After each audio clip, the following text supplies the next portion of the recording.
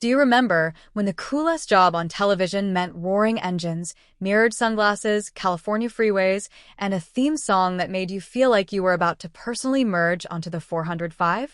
That was CHiPs. When the show premiered on NBC in 1977, the concept sounded pretty unremarkable on paper. Two California Highway Patrol officers riding around Los Angeles, writing tickets, working crashes, and helping stranded motorists. A show about traffic cops doing everyday work. But it became something far greater than anyone anticipated. Larry Wilcox played the steady and dependable Officer Jon Baker, while Erik Estrada brought the charm and that unforgettable grin as Officer Frank Poncherello. Together, they turned Freeway Patrol into appointment television. 6 seasons, 139 episodes, and just enough chaos to make every traffic stop feel like a major event. Today we are counting down 15 surprising facts about CHiPs that most people never knew, covering unexpected casting decisions, a near-fatal accident, future Hollywood legends, and a spin-off that never got made. And stay for number 1, because the two leads famously could not stand each other, and the full story of how that rivalry eventually pushed one of them off the show stayed buried for over 4 decades. Number 15. Ponch was originally written as an Italian character. By the early 1980s, Erik Estrada had become one of the biggest heartthrobs on television, with magazine covers, mountains of fan mail, and a spot on people's list of the world's sexiest men. Kids had his poster on their bedroom walls.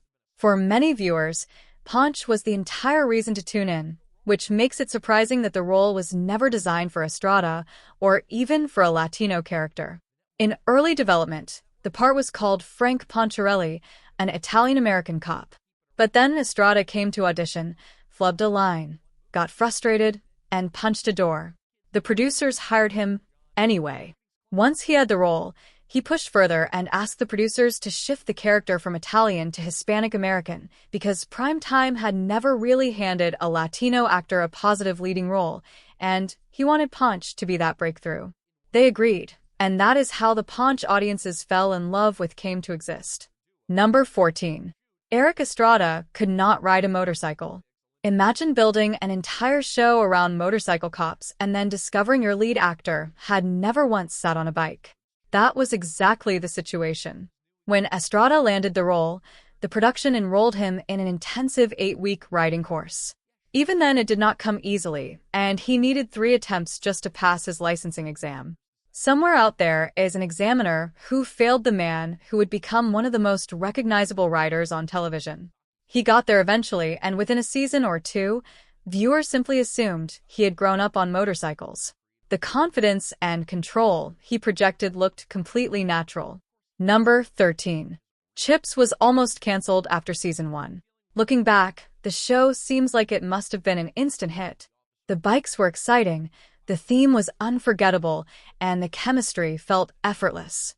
But when CHiPs debuted in 1977, the ratings were poor.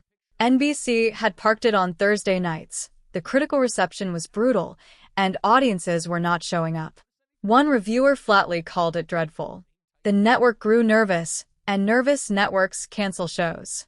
What saved it was that the president of NBC personally liked it and pushed for it to survive. Instead of pulling the plug, they moved it to Saturday nights, and almost immediately, everything changed. Families discovered it, children became obsessed with Ponch and Jon, and the ratings climbed steadily. The show that had been on the verge of cancellation became one of NBC's biggest successes. Number 12. Bruce Jenner temporarily replaced Ponch.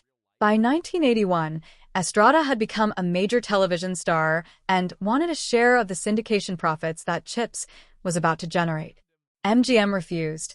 The dispute became very public, and Estrada stopped showing up to work. The producers, suddenly missing half their central duo with episodes still to film, brought in Bruce Jenner, now Caitlyn Jenner, the 1976 Olympic decathlon champion, to play a new character named Officer Steve McLeish. Audiences were not buying it. They knew exactly what was missing. When the ratings dropped noticeably, the numbers settled the argument. The studio returned to the table, a deal was made, Ponch came back, and CHiPs returned to normal. Number 11. CHiPs felt real, because much of it genuinely was.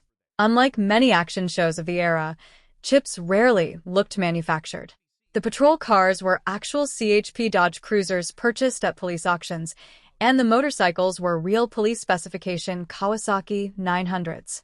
That authenticity came directly from creator Erik Estrada, who developed the concept while working part-time as a reserve deputy with the Los Angeles County Sheriff's Department. The idea reportedly came to him during a coffee break when two CHP motorcycle officers rode past. He understood that real highway patrol work is not about crashing through windows every 10 minutes. It is about helping stranded drivers, managing traffic, and handling whatever weirdness rolls by on a given shift. Television stretched the truth, of course, but CHiPs worked hard to stay grounded, which may explain why so many viewers quietly believed Ponch and Jon were actual officers. Number 10. Ponch may have inspired the Village People cop. Picture the Village People, specifically the cop standing out front. Now picture Ponch on his Kawasaki in that fitted CHP uniform with the mirrored shades. Erik Estrada himself has said that the group's cop character was modeled on his look. The same snug uniform, the same hat, the same air of authority, just relocated from a California freeway to a disco dance floor. When asked about being the apparent blueprint for one of the most imitated costume looks in pop culture history, Estrada took it as a genuine compliment. So the next time YMCA plays at a wedding and everyone throws their arms up, remember there is a decent chance that cop character traces back to a motorcycle officer named Ponch. Number 9. Chris Pine had a CHiPs connection before he was born. Long before Chris Pine commanded the Enterprise as Captain Kirk, his father Robert Pine was already a regular on CHiPs, playing Sergeant Joseph Getrayer, the perpetually exasperated supervisor stuck managing Ponch and Jon. Pine's real-life wife, actress Gwyneth Guilford, also played Getrayer's wife on the show. When she became pregnant with their son in real life, Robert Pine suggested the writers incorporate the pregnancy into a storyline. They agreed, but a labor strike delayed filming, and by the time the cameras rolled, Guilford had already delivered the baby, who was Chris. She stuffed a pillow under her costume to play pregnant again, meaning the future Captain Kirk technically had a CHiPs storyline built around him before he ever appeared on any screen. Number 8. CHiPs was a launching pad for future stars. With 139 episodes across 6 seasons, the show had an enormous number of roles to fill, and over time those roles added up to a remarkable roster of future talent. Michelle Pfeiffer appeared before becoming one of the defining movie stars of her generation. Bryan Cranston rolled through in 1982, years before anyone knew the names Malcolm or Walter White. Ed Harris stopped by before building one of Hollywood's most respected careers. David Caruso passed through long before dramatic sunglasses became his signature. And Michael Dorn spent 3 full seasons as Officer Turner before beaming up to play Worf on Star Trek. Watching these episodes today feels like flipping through an old yearbook full of people who had absolutely no idea what was coming. Number 7. Ponch and Jon almost never used their guns. In an era when TV cops drew their weapons constantly, CHiPs ran 6 seasons and 139 episodes with Ponch and Jon reaching for their firearms only a handful of times across the entire run, somewhere in the very low single digits. That was entirely intentional. NBC was pushing an anti-violence agenda in its programming, and CHiPs was practically built to fulfill it. Creator Erik Estrada also wanted the show to reflect what highway patrol work actually looks like, which is managing accidents, assisting drivers, and keeping the freeway moving rather than engaging in weekly shootouts.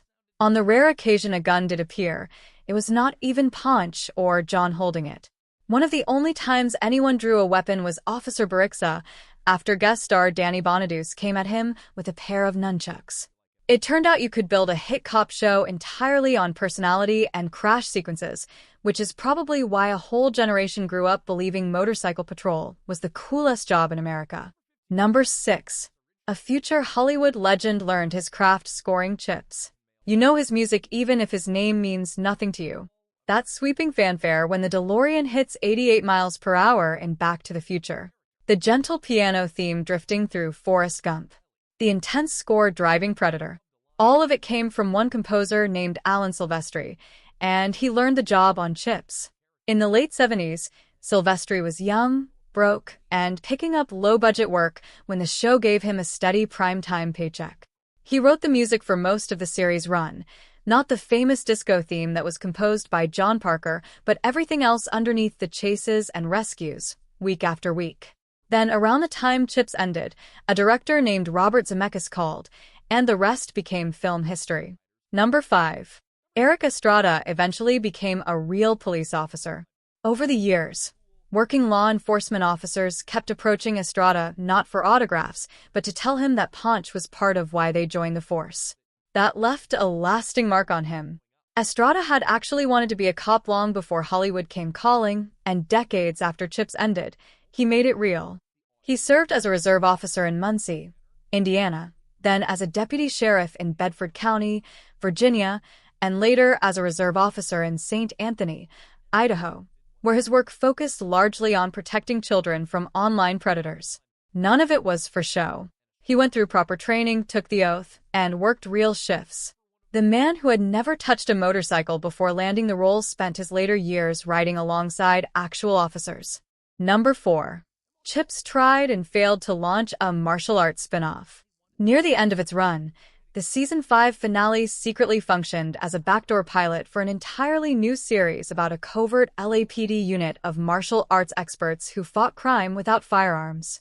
Ponch and Jon pulled over a drunk driver, stumbled onto stolen missile blueprints, and then largely vanished while unfamiliar characters karate-chopped their way toward a villain in a ninja costume.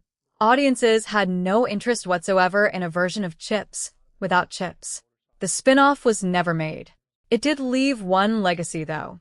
A young recruit in that failed episode was played by Tom Riley, and the following season Riley returned as the new partner brought in to replace Jon. The pilot went nowhere, but it found CHiPs its next leading man. Number 3.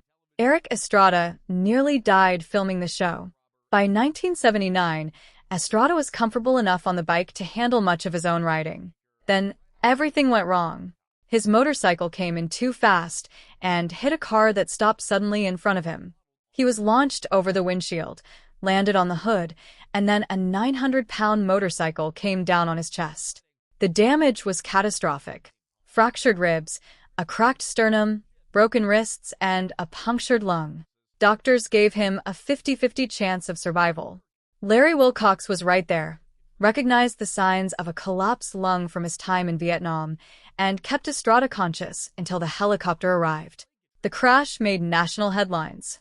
What eventually brought Estrada back to the bike was a brand new Rolls-Royce from MGM, widely reported to be a six-figure gesture, offered as both a get-well gift and a persuasive nudge to return. Wilcox received a matching one, which, having just kept his co-star alive, he thoroughly deserved. Number 2. Ponch and Jon wear a hidden prop on their uniforms. Look carefully at the gear worn by both characters, and you will spot a small rectangular pouch sitting on the back hip, just behind the holster. Background officers never wear one. That is not police equipment. It is a battery pack for their wireless microphones, disguised to blend into the uniform as naturally as possible. Since only Ponch and Jon are recorded for dialogue, they are the only ones wearing it. And number 1. Ponch and Jon genuinely despised each other. For 6 seasons, audiences watched them operate as the closest of partners, joking around, backing each other up, and looking like two people who genuinely loved the job they shared. Off camera, the reality was something else entirely. Estrada and Wilcox spent years barely tolerating one another, and Wilcox has never softened his account of it, describing Estrada plainly as the most egotistical person he ever worked alongside. The tension came down to clashing personalities and the pressure of carrying a massive hit show. The bigger CHiPs got, the worse it became. The rivalry even extended to their wedding guest lists. Estrada married first and deliberately left Wilcox off the invitation. 4 months later, Wilcox married and returned exactly the same favor. Despite Wilcox potentially saving Estrada's life on set that day in 1979, the friction never eased. Wilcox was gone before the final season, and while the official version for years was that he simply chose to leave, Wilcox has since stated he was actually pushed out and that Estrada was responsible. Either way, the two barely spoke for a long time after the show ended. Eventually, the resentment cooled. They reunited in the late 90s for a television film, and today they speak warmly about each other and appear together at fan events. The partnership that looked flawless on screen was deeply troubled behind it, but unlike most Hollywood feuds, this one actually found its way to a genuine happy ending.